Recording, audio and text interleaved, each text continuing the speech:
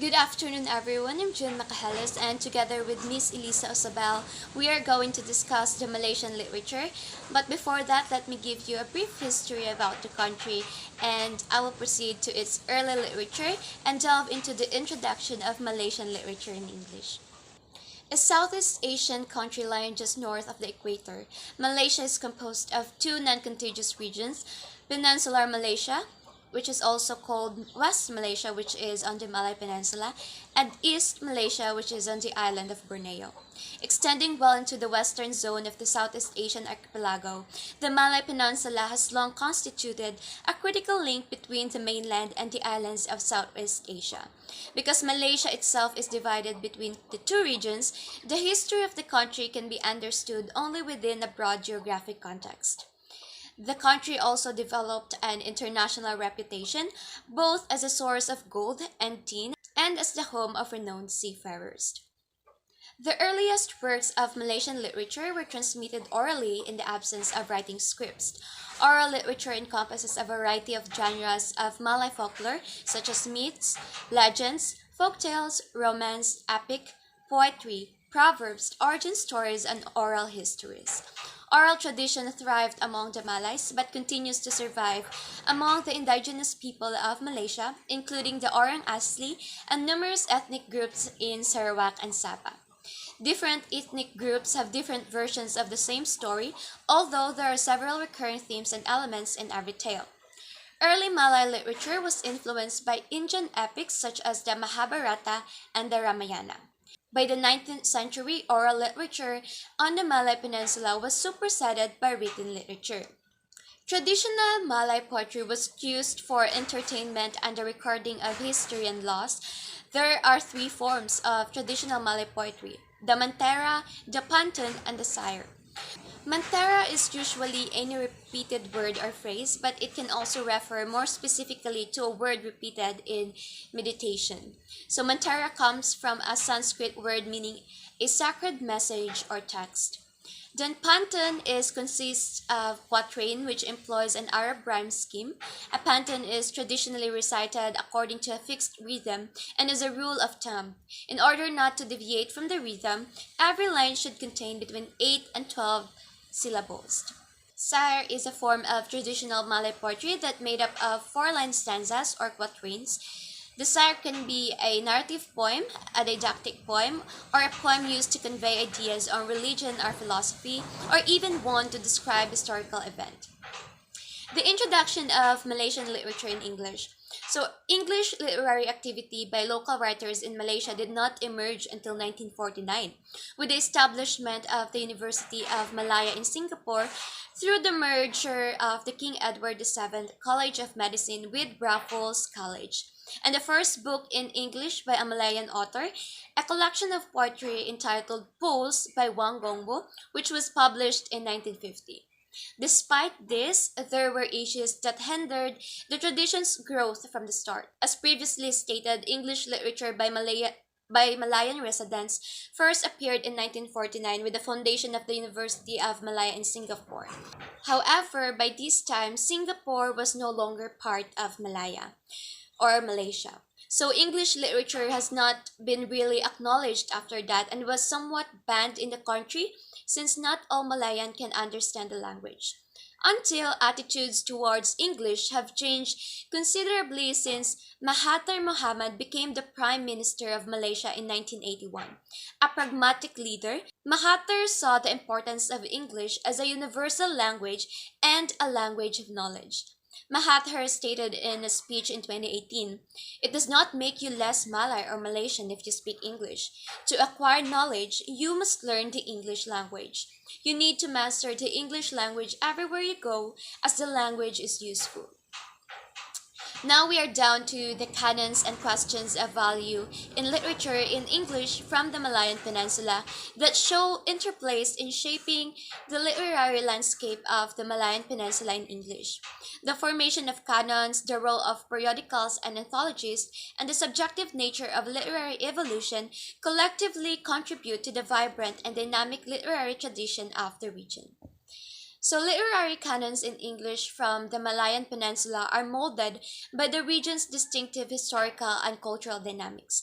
Early Malayan writing in English found expression through periodicals and anthologies, serving as pivotal platforms for local literary voices.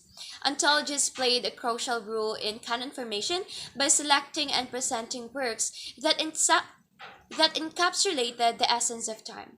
The relativity of literary evolution in the Malayan context recognizes the subjective nature of assessing value, reflecting diverse perspectives and enriching the multifaceted literary landscape. Hi everyone, welcome to Malaysia. Today, Jihan have talked about the introduction and history of contemporary literature in Malaysia. So now in my turn, we'll be going to know and explore their status and some literary pieces. So as of 2020, Malaysia has a vibrant literary scene that reflects the diverse cultural and linguistic landscape of the country. So listed below are the following that we'll be going to discuss in the following slides. First is multilingual diversity. Malaysia is a multilingual and multicultural nation with a population that speaks various languages including Malay, English, Chinese, and Tamil. This linguistic diversity is reflected in its literature, with authors writing in different languages to express the nuance of their cultural and ethnic identities. So, since Malaysia is a multicultural country, they are also multilingual as well as multiracial and multi-ethnic. And yes, it serves as a marker of identity in the Malaysian contemporary literature, or Malaysia as a whole. Second, we have Malay literature. Malay literature holds a significant place in Malaysian literature. It encompasses a wide range of genres including poetry, short stories, novels, and drama. So contemporary Malay writers often explore themes related to identity, modernity, and socio-political issues. Third, we have English literature. English language literature in Malaysia has been gaining prominence. Writers who produce work in English often address universal themes like incorporating local elements. This literature contributes to Malaysia's presence on the stage or global literary stage and helps bridge cultural gaps. Next is cultural diversity. Malaysian literature often reflects the rich cultural diversity of the nation. Writers explore the complexities of Malaysia's multicultural society, tackling issues related to race, religion, and social harmony. And this diversity is a source of inspiration for many contemporary authors. In other words, Malaysia's multiculturalism was given preference in the social, cultural, and economic realms through the elevation of the Malay language, literature, and culture to a nation status. And fifth, emerging voices. There has been a growing recognition of new and emerging voices in Malaysian contemporary literature. Young authors are using their works to explore contemporary issues and offer fresh perspectives on the evolving Malaysian society. So they were also trying to speak that if a country is unwilling to recognize the unfound voices of its people, the works cannot speak their merit. And next, we have literary festivals and events. Literary festivals and events play a crucial role in promoting Malaysian literature. These platforms provide a space for writers, readers, and literary enthusiasts to come together, discuss literature, and showcase the diversity of Malaysian literary voices. Next, government support. The Malaysian government, through various initiatives has supported the development and promotion of literature. This includes funding literary events, supporting publishing efforts, and recognizing outstanding contributions to Malaysian literature. Last, we have challenges. Like many other countries, Malaysian literature faces challenges such as censorship, language barriers, and the struggle for visibility in a globalized literary landscape. Writers may grapple with issues related to freedom of expression and cultural representation. And now we are down to the examples of some literary pieces in Malaysia or Malaysian writings. First, we have Tash Au, the most successful Malaysian writer of recent years. And there are some famous works that he have published rather. First, The Harmony Silk Factory in 2005. And the themes have shown in this novel are death and memory. Second is The Map of the Invisible World that was released in 2009. This novel shows that the belief of witchcraft was an evil magical power. The story focuses on Adam and his brother who separated into different adoptive homes during the civil unrest in 1960s. The third novel is The Five-Star Billionaire in 2013. It shows that understanding the power of mindset can embrace growth-oriental perspective. Therefore, one of the themes that have shown in this novel is intelligence. And this novel covers the experiences of 5 Malaysian Chinese attempting to settle in Shanghai in pursuit of financial opportunities.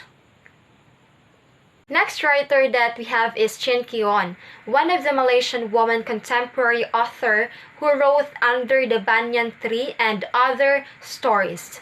This story was published in 2010 that showcased isolation, hardship, escape, fear, failure, loyalty, and selfishness. And this novel is about a village storyteller who concludes his career by taking a vow of silence for the rest of his life, realizing that a storyteller must have the sense to know when to stop and wait for others to tell him. The third writer that we have is Tan Tuang Eng, the author of 2 novels that set in Pinali before and during the Japanese occupation of Malay in World War II. His first work was entitled The Gift of Rain in 2007 and the second one was entitled The Garden of Evening Mist in 2012. The Gift of Rain is about betrayal and enduring love. A young man caught in the tangle of wartime loyalties and decides, while The Garden Evening Mist is about remembering at the same time forgetting. A woman here is seeking a quiet life in post-World War II British Malaya, then finds love and a common interest in gardening with a mysterious Japanese man. Last but not the least is Yang Zi Chu, a Malaysian writer who started writing at home while recovering from an injury. And one of his first and famous work is The Ghost Bride, written and was published in 2013. It is about romance, adventure, and mystery murder. Here, a 17-year-old named Leland, whose quiet life with her father is dramatically altered when he returns one evening with a proportion for her. So that's it, but before this discussion ends, let me remind you this as a conclusion that contemporary literature in Malaysia is dynamic, diverse, and evolving. Writers continue to explore the complexities of Malaysian society, contributing to the rich tapestry of global literature. Thank you.